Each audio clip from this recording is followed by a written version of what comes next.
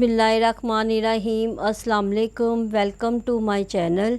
खुश रहें, आबाद रहें, हैप्पी रहें और हेल्थी रहें।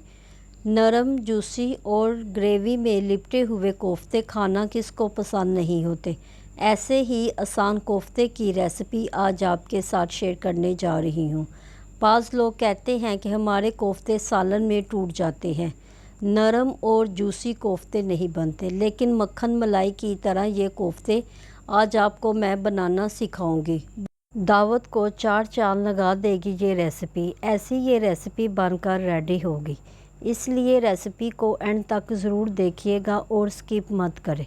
अगर रेसिपी अच्छी लगे तो इसको लाइक करें और इसको शेयर भी करें और मेरे चैनल फूड मास्टर को सब्सक्राइब भी करें। चले रेसिपी स्टार्ट करते हैं।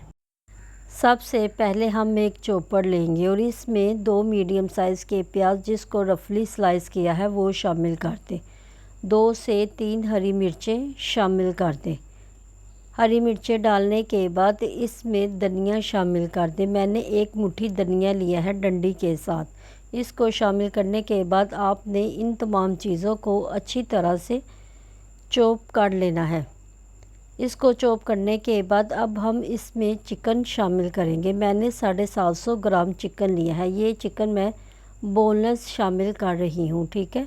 अब हम इसमें नमक हाफ़ टी स्पून, धनिया पाउडर हाफ़ टी स्पून, ज़ीरा पाउडर हाफ़ टी स्पून,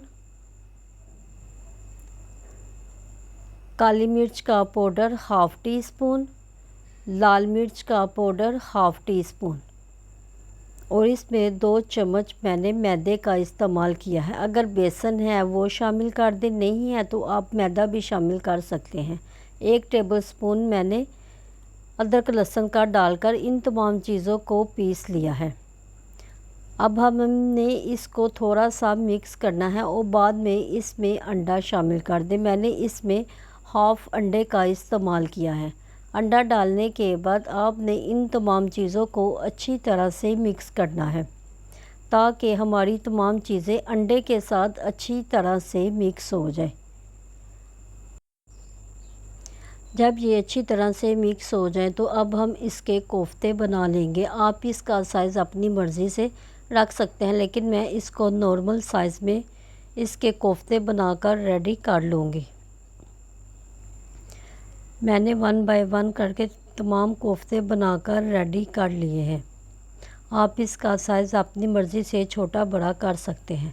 जब तमाम कोफ्ते रेडी हो जाएं तो इसको आप तकरीबन 5 से 10 मिनट के लिए फ्रिज में रख दें, ठीक है। अब हम इसका मसाला रेडी करेंगे। मैंने 4 मीडियम साइज़ के प्याज लिए थे, 1 बड़ा साइज़ का टमाटर और 2 से 3 हरी मिर्चें लेकर इसको पानी के साथ बॉयल कर लिया है। अब हम एक कढ़ाई लेंगे, इसमें हाफ़ कप कुकिंग ऑयल शामिल करेंगे। कुकिंग ऑयल शामिल करने के बाद इसमें 4 से 5 ग्रीन वाली इलायची शामिल कर दें और 1 टेबलस्पून ज़ीरा शामिल कर दें। ज़ीरा जब करकराने लगे तो इसमें 1 टेबलस्पून अदरक लहसुन का पेस्ट शामिल कर दें। इसको अच्छी तरह से भून लें। अब हमने जो प्याज टमाटर वाला मिक्सर था इसको ब्लेंड कर लिया था वो इसमें शामिल कर दें और इसको अच्छी तरह से मिक्स कर दें। अब हम इसमें हाफ़ टेबल स्पून नमक, लाल मिर्च का पाउडर हाफ़ टेबल स्पून, हल्दी powder half tablespoon, Kashmiri लाल मिर्च हाफ़ टेबल स्पून, इन तमाम चीज़ों को डालकर आपने अच्छी तरह से मिक्स करना है।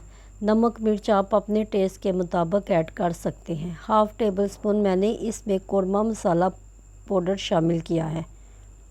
इसको अच्छी तरह से मिक्स करने के बाद इसमें हाफ़ कप दही शामिल कर दें। अब हमने मसाले को अच्छी तरह से भूनना है। आपने नमक मिर्च अपनी मर्ज़ी के मुताबिक ऐड कर सकते हैं क्योंकि हमने कोफ्तों में भी नमक मिर्च का इस्तेमाल किया है।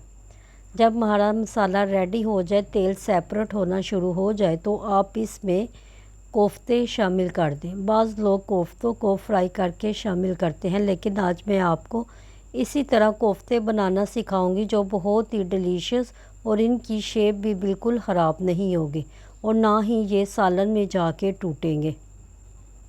आपने 1 मिनट के लिए इसको बिल्कुल नहीं छेड़ना।